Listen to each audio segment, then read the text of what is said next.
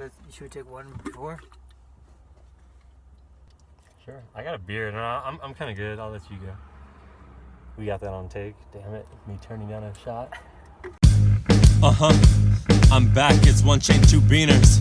I'm in approach shoes or Nikes, rocking one chain, and I'm topped out, screaming out, climbing ain't a thing. Double y'all when I boulder hard, flashing grade. Solar taller crack, taller back, climbing ain't a thing. Homie, they won't try, cause it's Alright, hello everybody, and welcome to episode 1 of ATC-TV, All Things Climbing TV, where we're going to talk about all things climbing. I'm here with my buddy, AJ Modesto. AJ Modesto, fellow crusher from Florida. UCF. UCF, yeah, whatever. Alright, USF. Go Bulls.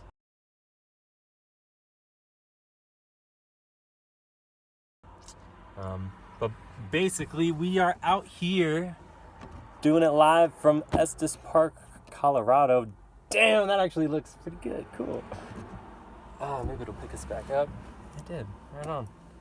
Yeah, we're out here in Rocky Mountain National Park, just doing some bouldering, and we really want to open up the show, All Things Climbing, to give you a little bit of information and maybe some fun stuff too about rock climbing. So first things first, I got a lot of questions and comments about hangboards and campus boards, and that's where I think most of y'all suck ass. So I'm gonna have AJ start us off on a couple of these categories where I think that y'all suck at hangboarding, specifically hangboarding for now. So go ahead.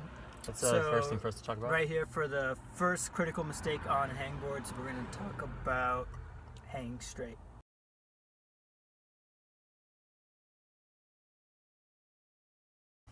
Hanging straight. So I'll see someone in the gym on the hangboard hanging straight. Better yet, I'll see someone on the gym on the hangboard hanging straight and teaching other people to also hang straight. The problem is you're not really activating any of those muscles that you're trying to get stronger. Rather, you're relying on passive systems like your bone structure and whatever to hold you strong, where you're not actually using those muscles that you activate to get into that pull-up motion, which you're going to be doing when you're climbing. So it's always important to remember whatever movements that you're doing to train for climbing need to be very specific to climbing. You should copy climbing what you're actually doing on the rock as much as possible. So how often are you really like hanging straight? Sure, you can rest like that, but the point of training on a hangboard is to get your muscles stronger. So for those of you out there, and I swear this is a lot more of you than you probably know, for those of you out there that are hanging straight right now, I want you to do your deal, whatever, let your arms go all the way straight and just dead hang.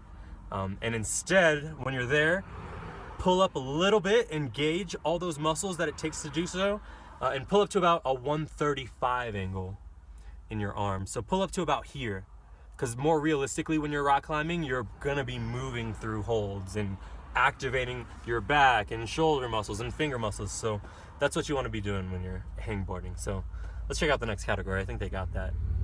So, would you ever want to go in any other locked off positions? What about elbows at 90 degrees? Okay.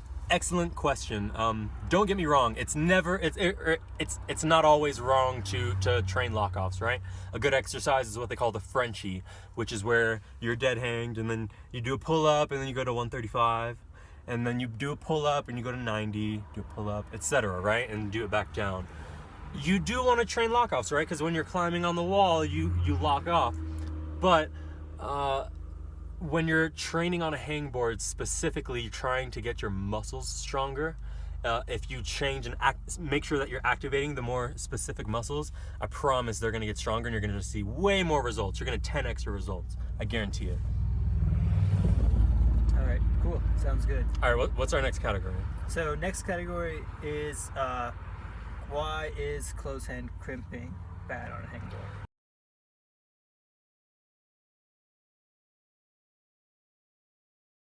Closed hand crimping, same idea.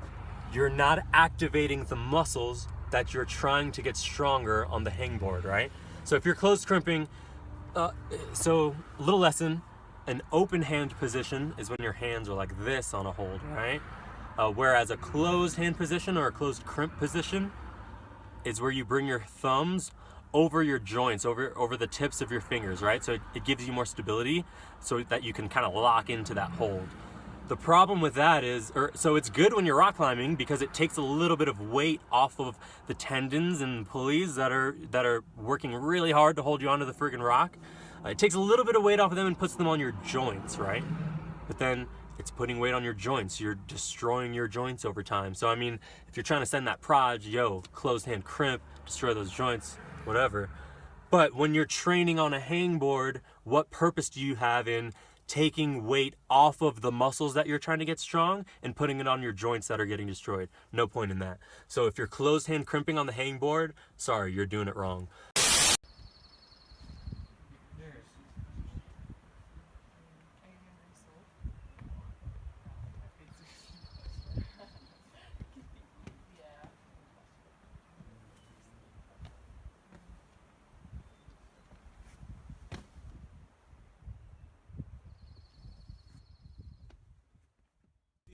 Y'all, check your cams, I just flex my hands. Got 'em asking how I climb what I climb, man, I just can.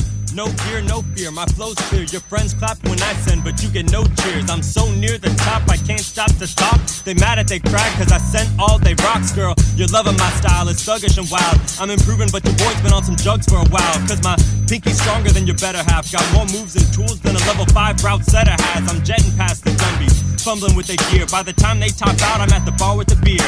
I catch mad ass like crash pads. Your girl wants more than beta when she's watching me back flag. Got her asking you, babe, who's that guy with one chain? Cause I make it look easy, like the climbing ain't a thing. I'm in approach shoes or Nikes, rocking one chain, and I'm topped out, screaming out, climbing ain't a thing. Double y'all when I boulder hard, flashing grade. Solar tala crack, holla back, climbing ain't a thing. Homie, they won't try it cause it's V19, but to hell with the grade, cause the climbing ain't a thing. Going down hard and the crack fingers locked in the ring. When I can't clip huge whips, climbing ain't a thing. Come on, y'all wanna floss with us? You look a little sweaty, better chalk it up.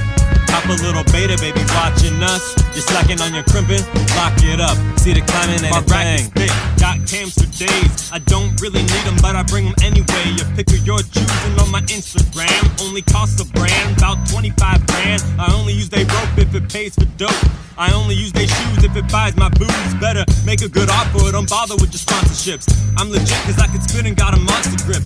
Flossing with your chicken, chalking up a clip. Such a What about doing pull-ups on the hangboard?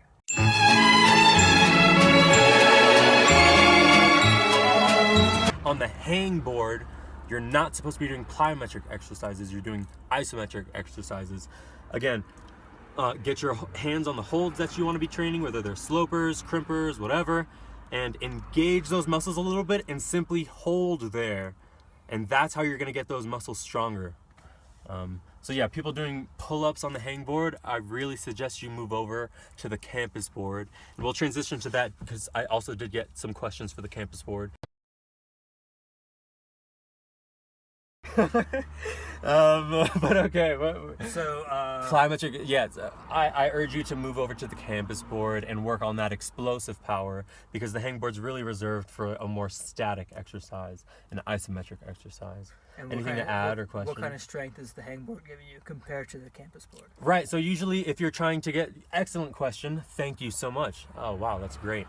So the hangboard is designed to make your fingers stronger, or to train what we call in climbing then strength, which means holding on, your ability to hold on to smaller and smaller holds defines your strength in climbing.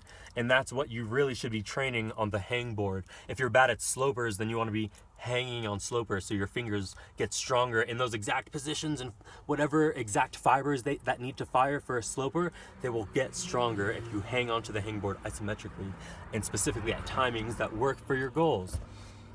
So the campus board then works on your power, or instead your ability to get from one hold to the next, your explosive ability. So that's why the campus board is excellent for letting you measure going from one hold to the next, and then maybe getting further to the third rung or the fourth rung. That's how you get stronger with power. So in that sense, you don't always necessarily want to make the hold smaller and smaller. You can certainly train going further and further on the routes that you're doing. Sometimes you've got to hold incredibly tiny stuff for a second and then move to the next one, sure.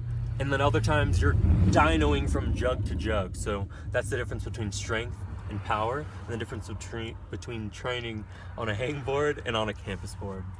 Does that answer your question? Yeah. Nice. Do you have any other questions for us regarding hangboards and campus boards? Oh, here's one. I'll just jump in for you. It's very important to note, until you've been climbing a while or reached a certain difficulty, you should not even be on the hangboard or campus board. The fastest way for you to get better at rock climbing is simply by rock climbing. If you can't rock climb, climb in the gym. Then if you can't climb in the gym, actually, so question answered to Daniel Danny Cakes on Facebook. He asked me this question. If you can't get to a rock or get in the gym, what's the best way to train? Then you can certainly do hangboard, or I suppose you could do pull-up exercises because you're still engaging your back and muscles in that. But again, you want to be as specific for climbing as possible. So you want to be really engaging your fingers too, which I don't think pull-ups always do. If you're not at a certain level, don't even get on the hangboard or campus board. I would say be climbing for many months, maybe even at least a year. Honestly, you can get so many more gains through simply climbing. Otherwise, you will injure yourself. It's why you shouldn't do that. You will certainly injure yourself. You're gonna pop a pulley or worse, right? Then if you can't get to the gym, you certainly can do your pull-ups. If all you can get to is a pull-up bar, that's fine. But again, try to be engaging your fingers in some way. Preferably they've got some pretty cheap hangboards out there. Like there's a very simple model that you can hang up by a rope on a tree. I forget what it's called. It escapes me at this point, but maybe I'll link it up somewhere or whatever. But all right. Did you have anything to add to that, AJ, or any extra questions? So like, what about other like general rules of like when you should and shouldn't be on a campus board, right? Like if you have to close hand crimp to actually use it, that's probably sure. Yeah, excellent idea. Like if you find that you can't even hold on in the open hand position and you have to close hand crimp, then it's not even worth it, right? We already talked about that. So like, that's another sign that you shouldn't be on the hangboard yet. You should be maybe, I really don't want to quantify it to a specific range, but you might want to be at least in the V5 range or something, or I don't know, maybe lower if you've been climbing a longer time is absolutely fine. But putting that intense, again, when you're using the hangboard, you're eliminating all the other muscles except for the ones that you want to use. That you want to get stronger. So you're putting an intense stress on them, and that's why it's so much easier for them to get injured, and then it takes time off of your climbing for you to actually get stronger again. So cool. Does that answer? Yeah, thank you very much. Right on. Okay, I think we're gonna wrap up the first episode of All Things Climbing TV. Whoa. I've been Mike Brown, your host, and this is my buddy AJ Modesto. We're two Florida climbers just chilling out in Rocky Mountain National Park, sending the gnar. Live from my van, where I'm living the van life. So yeah, there'll be more episodes. There'll be more episodes on training, on whatever questions that you guys give to me, on living that van life, because a lot of y'all just simply want to see the van life, which is dope. We're gonna have some dope clips. We're gonna talk about Rocky Mountain National Park, do a little, I suppose, guide thing about it, but show you some dope climbs and how to get to the climbs and et cetera, et cetera. But all right, we're gonna peace out. AJ, peace out to the crowd. See you guys. ATC-TV out.